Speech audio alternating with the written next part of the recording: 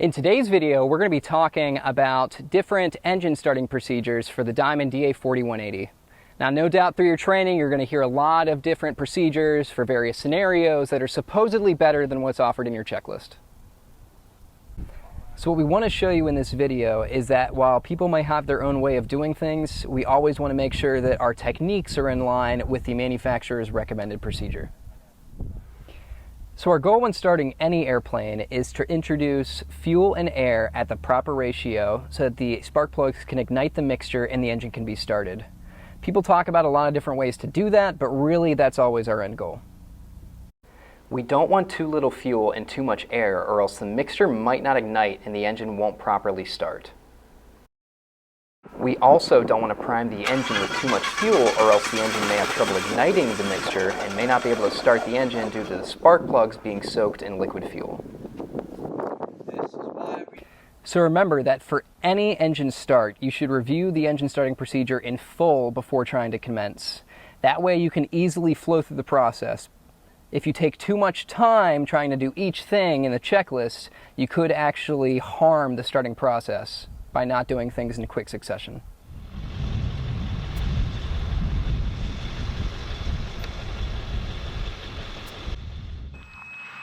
All right, our checklist is based off of the Diamond AFM, so we're going to be following that today. So for our normal start, what we're going to do is we're going to go ahead and clear our propeller area. Clear prep.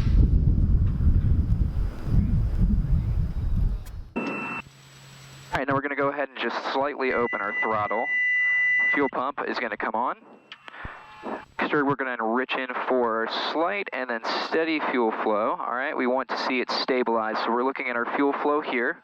So we're watching for that to come up and then stabilize. There it is, stabilized at about 3.8, bringing that back down.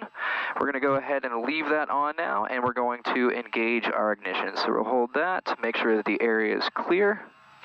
We'll go ahead and start that. Go ahead and bring the mixture up when it's ready.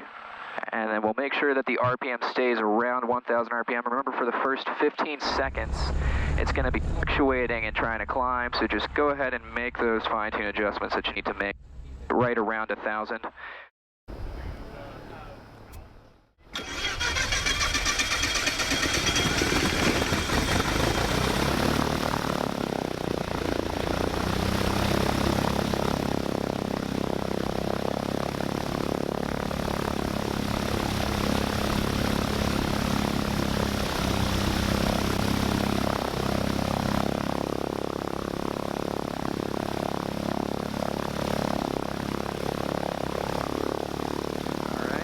That is started up. We're going to look at oil pressure. We see that that's up. It's a little bit warm right now, which is why that's in the yellow.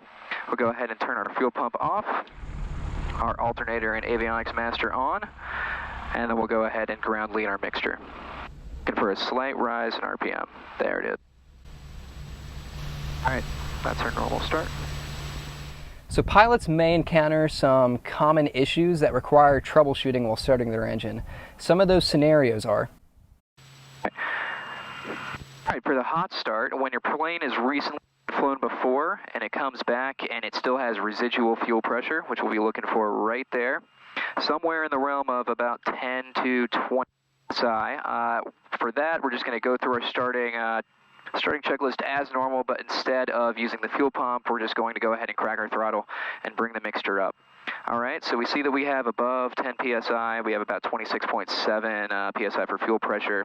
Our oil temperature is pretty hot, so we know that this is going to be a warm start. So just like we were saying, we're going to crack the throttle, and we'll go ahead and we'll just be ready to turn the key, bring the mixture up, and then release the key once it...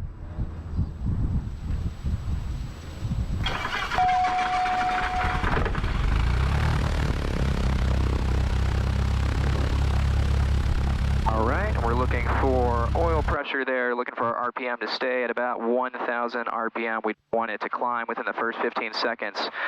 Oil pressure is good. It's a little warm, so it's in the yellow. Fuel pressure is good. All of our instruments are in the green.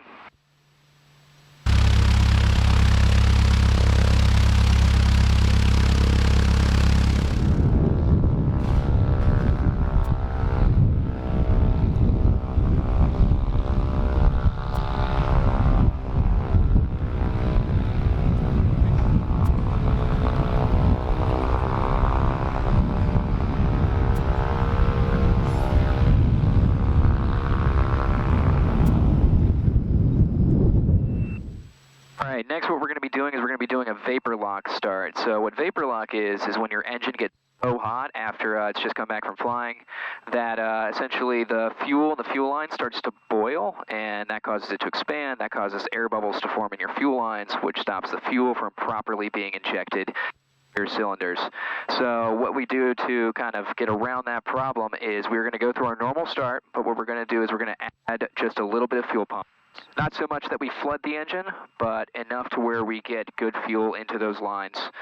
And the other thing that we're going to have to consider is since we're adding a little bit more fuel, we're probably going to need a little bit more air, so we'll add about an extra inch to that throttle. The thing that's going to happen with that is our RPM is going to shoot up after we start up, so we need to be ready to pull that back as soon as the engine starts up. So we'll go ahead and clear the propeller area. Clear prop. All right, we're going to bring the fuel pump up, bring in a little bit of mixture in, bring that back to stop the fuel flow. Fuel pump comes off, and we'll go ahead and start up and be ready to bring the mixture up. All right, we're bringing back that RPM immediately, about 1,000, making sure that it doesn't climb up. Remember, first 15 seconds it's going to be climbing, so we'll just keep that stabilized, making adjustments.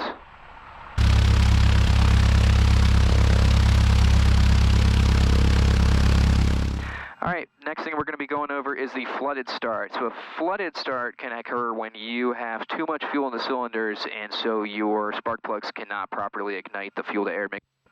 One way that we can verify that our engine is flooded is if there is fuel that's draining out of the manifold fuel drain.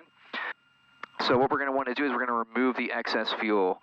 So Diamond's checklist tells us to bring our power lever halfway up about, and then we are going to keep the mixture all the way lean, and we are going to go ahead and crank the engine until the engine begins to fire, and we're going to bring up the mixture so we don't starve the engine of fuel and bring our power back immediately so we don't exceed a excessively high RPM. Go ahead and turn the key. Engine fires.